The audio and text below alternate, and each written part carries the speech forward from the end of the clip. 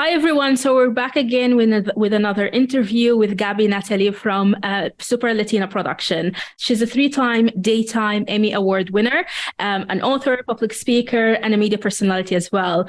And just before I start asking you, Natalie, all the questions that I have, I just want to reintroduce our clients with Media Coffee. Media Coffee is a new show hosted by Cision, where we basically interview journalists from from global media outlets, just to tell us a little bit more about how to communicate with the media in each country, and also answer some of our clients' top questions.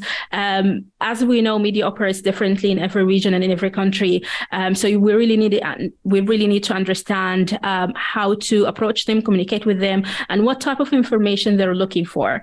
My name is Nariman, and if you haven't heard of Cision before, Cision is a global provider of earned media software and services for PR agencies and comms professionals as well. If you would like to know more about us, please feel free to visit our website, drop us an email, or follow us on social media to know more about our news. So back to you, Gaby. Thank you so much again for joining us today. And I really want you to, start by introducing yourself. Reading your CV was just interesting, super interesting.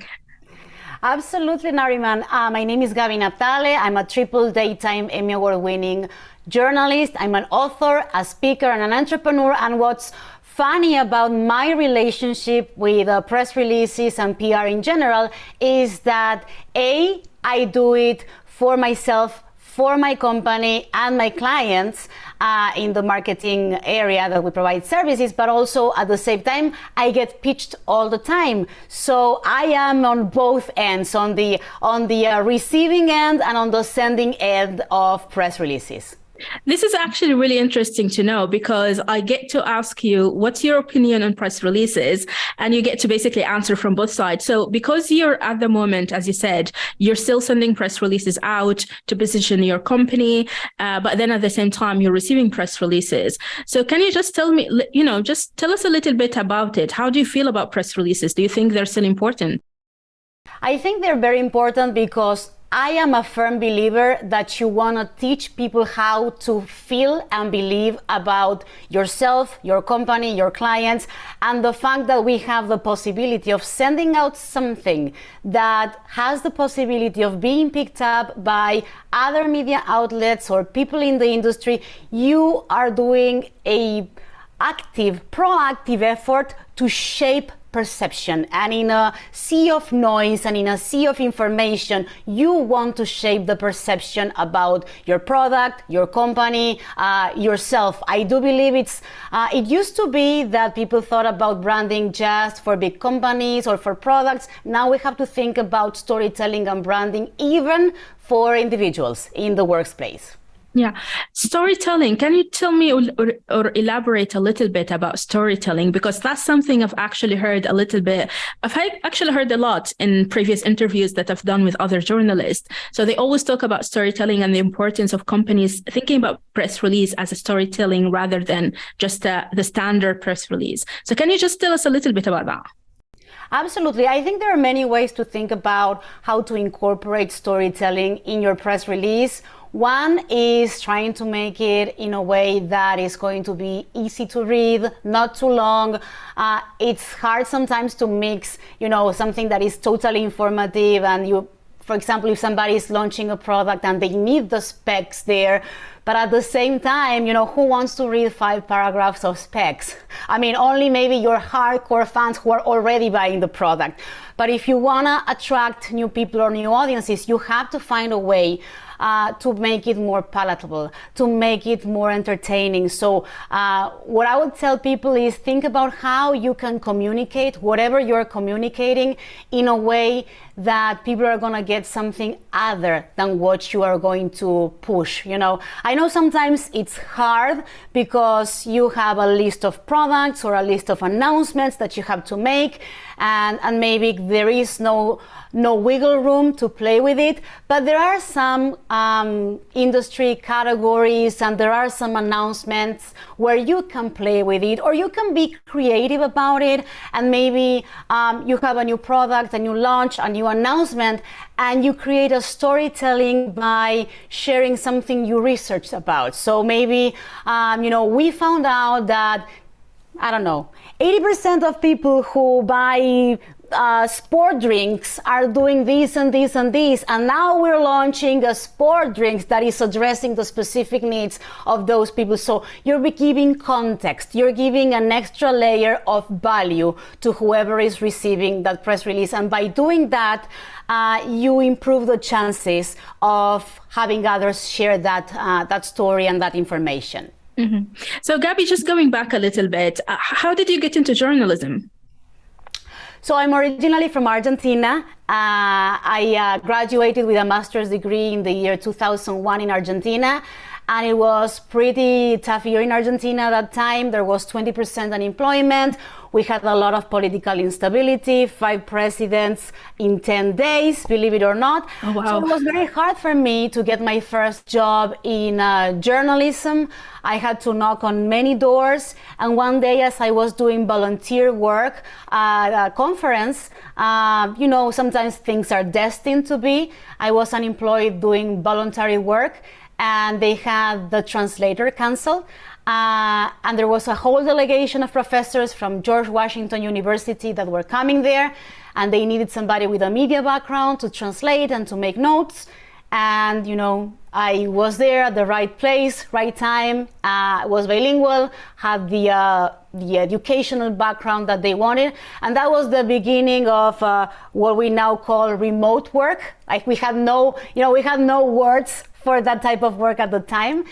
And then when one of those professors who had his own public relations firm in Washington, D.C., needed somebody who was bilingual because they started working with different clients who needed bilingual content, guess who was first in line to get the job? Gaby, who was doing that as a remote worker. So that's how I started working in PR, but also I started doing work in news by doing, in Washington, D.C., covering from the White House and doing different coverages. That was in the year 2003, I believe. Then I got transferred to Mexico. And in Mexico, in the northern of Mexico, we had all the stories around border reality, immigration. So I started covering there. And I have always had this opportunity of mixing too many times journalism, but also as I became, an entrepreneur, because I worked as a reporter and a news anchor for one of the leading news networks here in the United States, Univision. But once I got my green card, I decided to become an entrepreneur, be my own boss, and I started doing both things at the same time, creating content as a journalist and also at the same time offering services to companies who wanted to reach out to diverse audiences. And that's when both things sometimes help each other. Yeah. And did you always focus on the Latin or Hispanic community? Sorry, first of all, a question. Should I say it Latin or Hispanic? Or can I use? They are not the same. Hispanic includes also Spain. Latino is more focused in Latin America. I use them interchangeably. There's a whole discussion in the Latino community. People who want to be more inclusive, non-binary, they use Latinx, but there's also backlash because Latinx is unpronounceable almost in Spanish.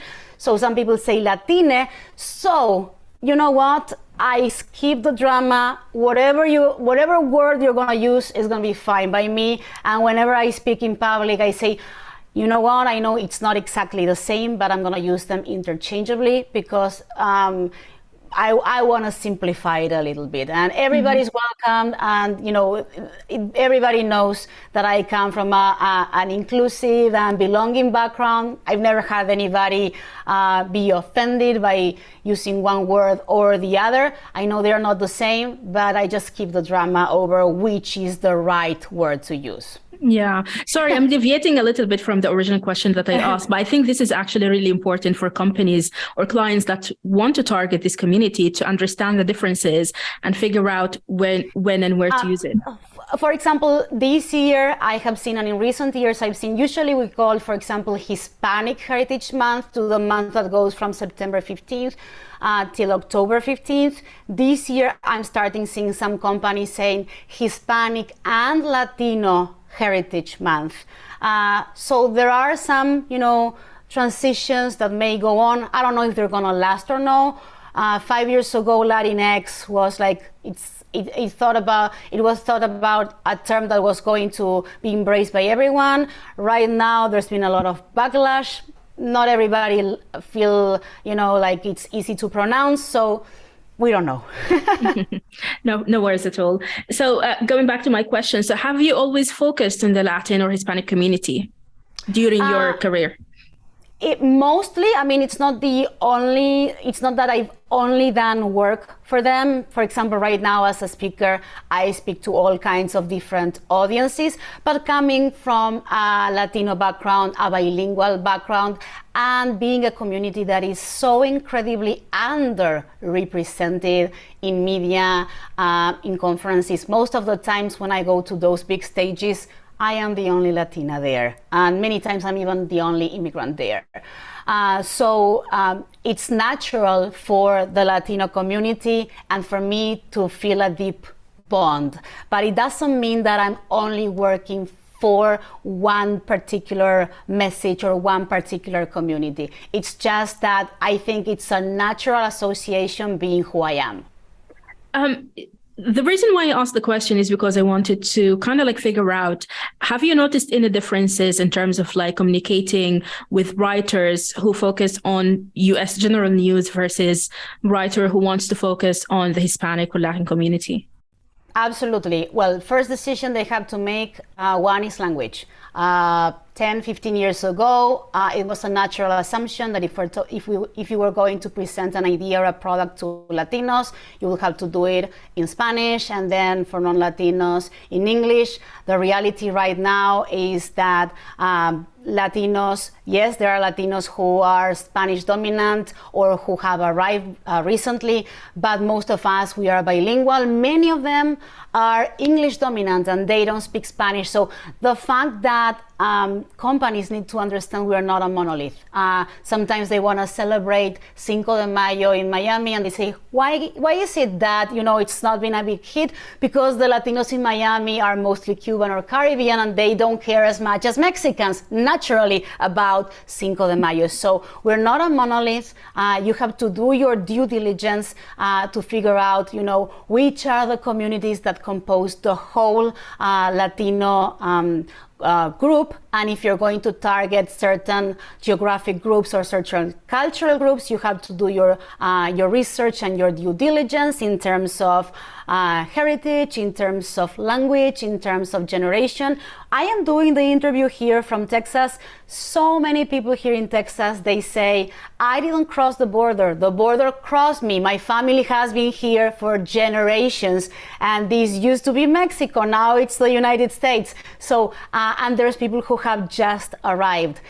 So you have to do that kind of research in terms of what is going to resonate with the Latino community, and if you're targeting specific cities, countries, generations, language dominance, that's what you have to do. And another thing that I would like to add is pay attention, be mindful. We have seen companies who translated their campaigns from English to Spanish without any care.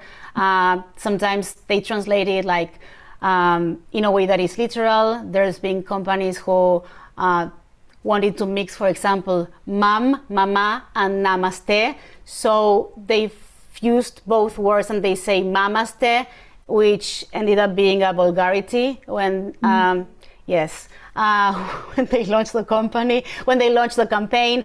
And we've seen things like that. Sometimes another thing that I would recommend to them is if you're going to have a spokesperson that is going to address your product or service in Spanish, please make sure they are really fluent in Spanish. It's an insult to put somebody to talk to a community when they don't have the skills to do it. So that is something that I would, if I want to provide service to whoever is hearing this or watching this, is you need to do your work. Because if you're going to offer something to our community, we need to know that you're respecting who we are. Thank you, Gaby. This actually was my follow-up questions, like mistakes that companies need to avoid. But yeah, I think that's discover. I don't know if you have something else that you can add, but feel free if you have something else. I think mostly do the work and also offer something when you're doing something for Latinos that has the same caliber of quality as your mainstream market, because Latinos, we are the new mainstream as well. So whenever we see a campaign that is up to this high level for general population and low here for Latinos, that we take offense. So if you're going to do something for us, it needs to be at the same quality as the rest of the other public. Perfect. So going back again to your experience as someone who wrote press releases, in terms of following up after sending the press release, what would you recommend companies do? That's a great question, because that was literally my first job when I arrived here in the United States, working in Washington, D.C., and having to call the newsroom of the Washington Post to say, hey, did you get my press release? Like, I'm in a sea of press releases, and people hang up, and it's a tough job. So I would say you can give it a try, you can follow up, but the most important thing that you can do is to establish a relationship. Establish a relationship is it's going to allow you to really go further than the transactional act of just, hey, I sent you this, did you get it? Are you going to publish it or not? You have to treat other people the way you want to be treated in professional and personal setups.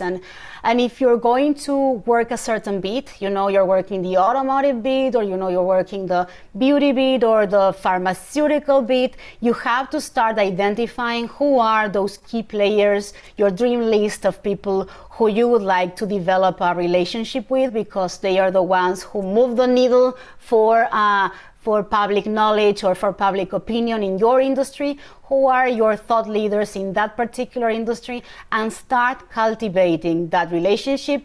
It's not gonna be instant, it's not gonna be easy, but that's going to be a long-term strategy that is going to be far more effective than cold calling people every 5 minutes, which is probably going to be very annoying. Yeah.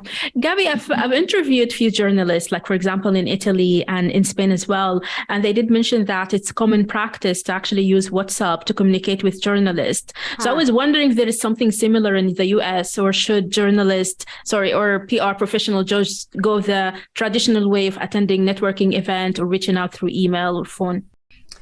That's a very interesting question. For example, in Latin America and in Argentina, they use WhatsApp for business, like it's maybe one of their go-to mediums. Here in the States, I don't think it's like the most, unless you have a close personal relationship, and that person, maybe what you can do if you have a relationship with that person is ask them. I personally think that it's very invasive. That's just me. I use my WhatsApp only for relatives and close friends, because otherwise it defeats the purpose of having like this ecosystem. For me, it's like a different ecosystem. For me, the way to go for business is going to still be email. It might be different for other people. If somebody wants to try, they can say, okay, how do you feel about this and about that? I think asking for consent is very important, because you don't want to bombard them in their WhatsApp. So it's not my go-to media of communication for business, much less for pitching. But I know in other places it's different, and it might be different for other professionals. Mm-hmm. Yeah, absolutely. Makes sense, obviously.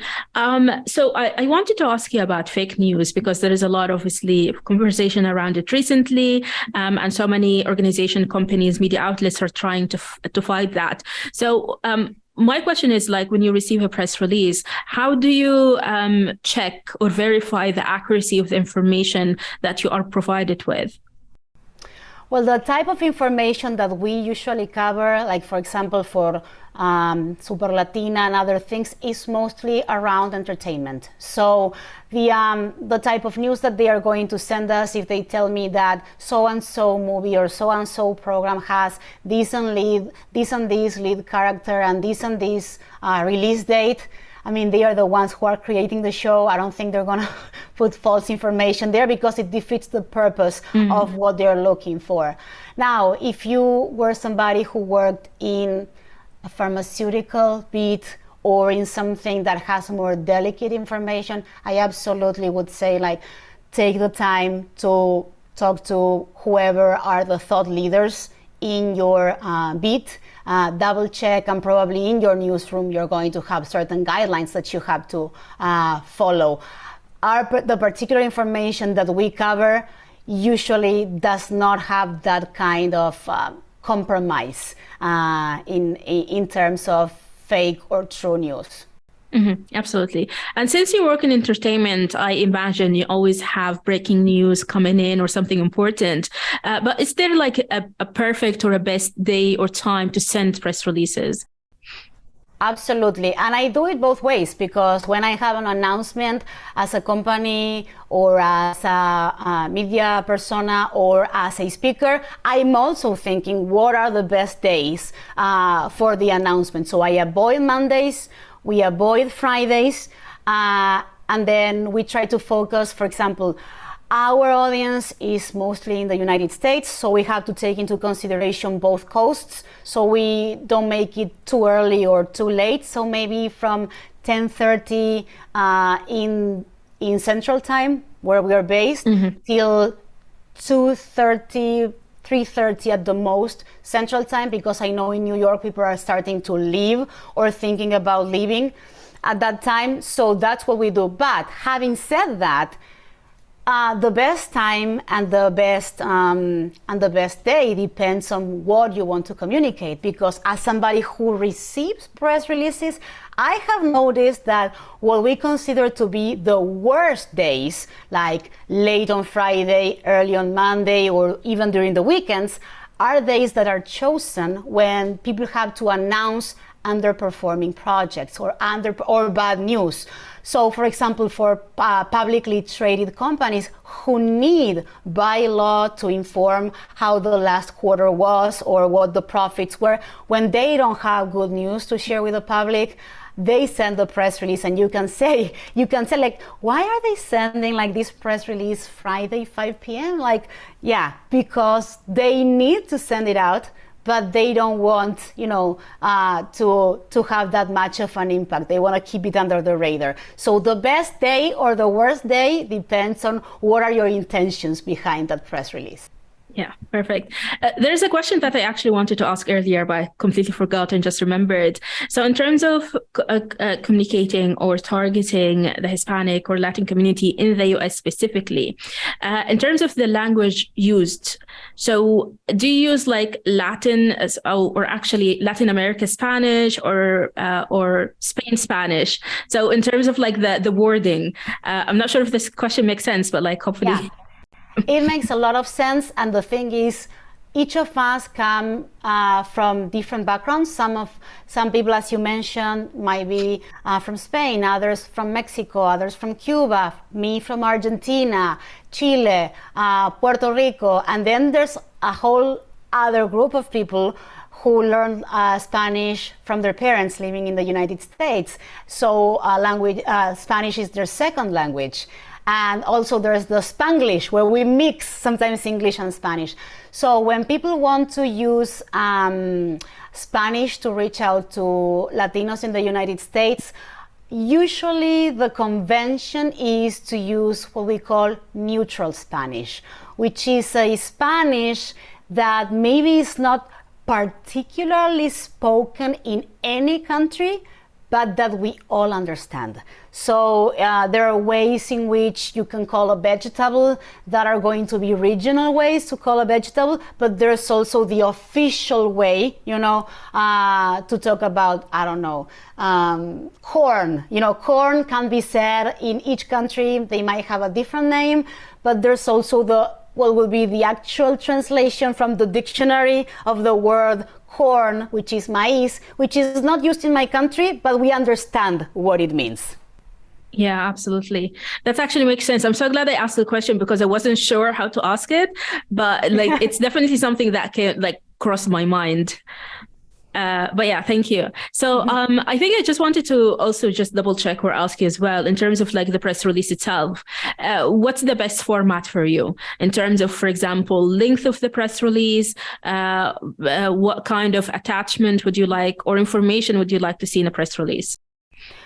I know what I'm going to say costs more money. So if you can, and if it's a big company, I would love to have multimedia content. Multimedia content. I think we are beyond just thinking about just text and one picture. But I know what I'm going to recommend. It's more expensive, but if you can, and it depends on your industry and what you wanna show.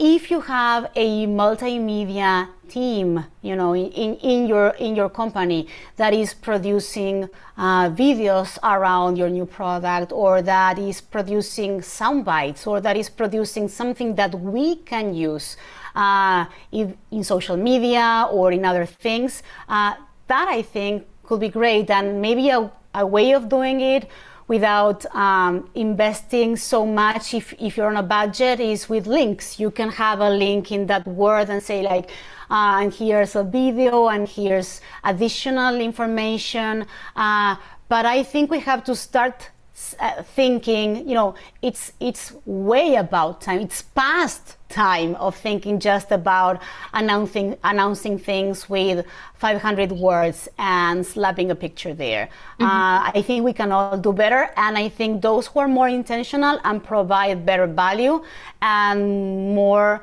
out of the box type of collateral in their press releases, they could have a much better chance of being amplified. I have never had the experience of a press release that comes with the with a little video that is social media ready, for example.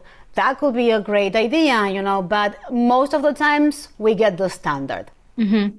And it's actually interesting what you said, because it made me think, is there is a difference between targeting, let's say, broadcast media versus traditional media like newspapers, for example, or magazines? I tend to think 360, because even radio shows now are broadcasting what they're doing in their own social media. So yes, there might be some media outlets who are more focused on text and one picture and more in a traditional way. But what we're seeing is that everything's starting to blend with each other, and it's becoming more and more multimedia. So I don't know, if you're targeting people who are going to buy a product that is for your younger demographic, why not send a link to a pre-done cool TikTok, on your product, or to a challenge or something like that? I'm not receiving those press releases with those out of the box elements. And I think whoever, has a product that has a good match to start playing with that has the upper hand, because we're always looking for innovative things. We're always looking for fun stuff. We're always looking for something that in a sea of information is going to stand out. It's going to take a little bit more resources, a little bit more time, but it's well worth the investment, I think. Yeah. And because you obviously had your own show as well, I just wanted to ask or double check, like, in terms of like the spokesperson to land an interview in a TV show, for example, or in a radio, what do you think are the criteria that they need to have? You need to be very careful in vetting your spokesperson in many layers. One, which is a basic one, but people have to do it, do your due diligence. Is that person aligned with the values of your company and the values of your product? You don't want to choose a spokesperson and then realize that this person had a statement 10 years ago, 15 years ago that contradicts the values of your company. So make sure that you are hiring somebody that has the integrity and the track record that is not going to create backlash for your company.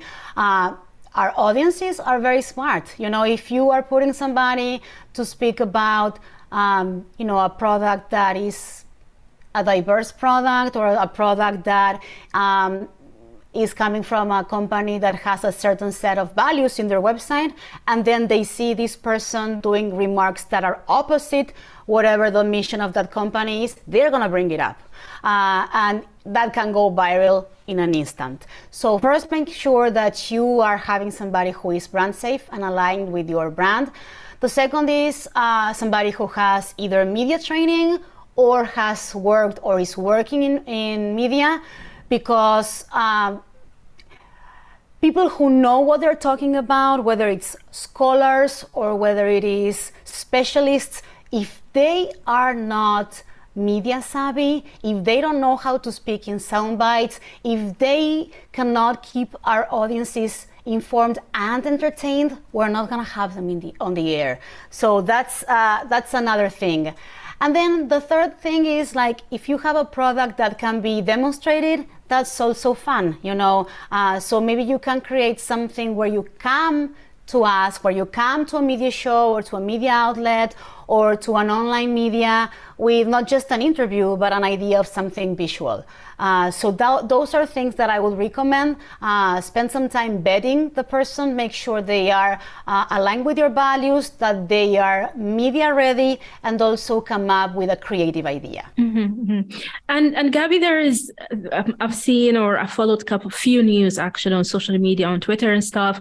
It was just about when companies want to target specific communities and they choose to, for example, to have someone who is Latin or someone from an African American background, for example. There is this conversation about, did they choose that person because he's from that community? And there is, tokenism, for example, comes into the conversation. So how do you think companies can avoid basically falling into this trap of, let's say, the general conversation about tokenism?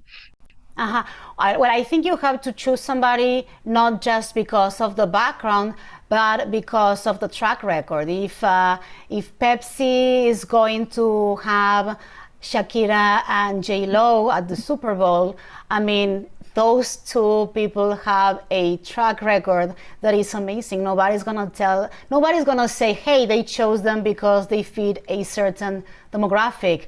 They are there on their own. So that same logic applies to everything. I would say, don't choose somebody just because they belong from a certain community. You need to have, if you want to have that community represented, which I totally encourage that, you need to know that you are bringing somebody to the table that has a track record of achievement, knowledge, authority that can be indisputable when you put it in front of the audience. Nobody's gonna say that A, B, and C is there because of being, quote unquote, a diversity hire or something like that, when their track record is tremendous.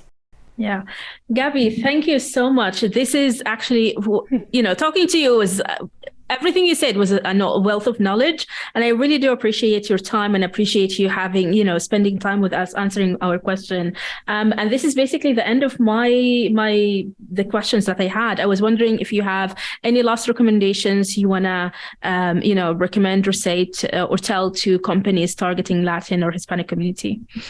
Absolutely. I would tell everyone, not just companies targeting Hispanic communities, be creative. Let's break barriers. Let's pioneer. Let's create new ways of pitching ideas, pitching stories. The amount of pitches and the amount of information that it's out there, it's overwhelming. You want to cut through the noise. And in order to do that, you have to bring more quality, more creativity, more intention. And I think it's the right moment to do so. I mean, we're starting a new chapter after the pandemic. We're changing the way we communicate, we work, we consume media. So why not change the way in which we pitch our stories? And another thing that I would like to say is, don't be shy. Connect with me on LinkedIn and on social media at Gaby Natale. My website is gabynatale.com. My company, aganarmedia.com. Thank you. Thank you so much, Gaby, again for your time. And just to remind our viewers, if you want to know more about Cision, our and services as well, feel free to visit our website and follow us on social media. Appreciate your time. Thank you. Likewise.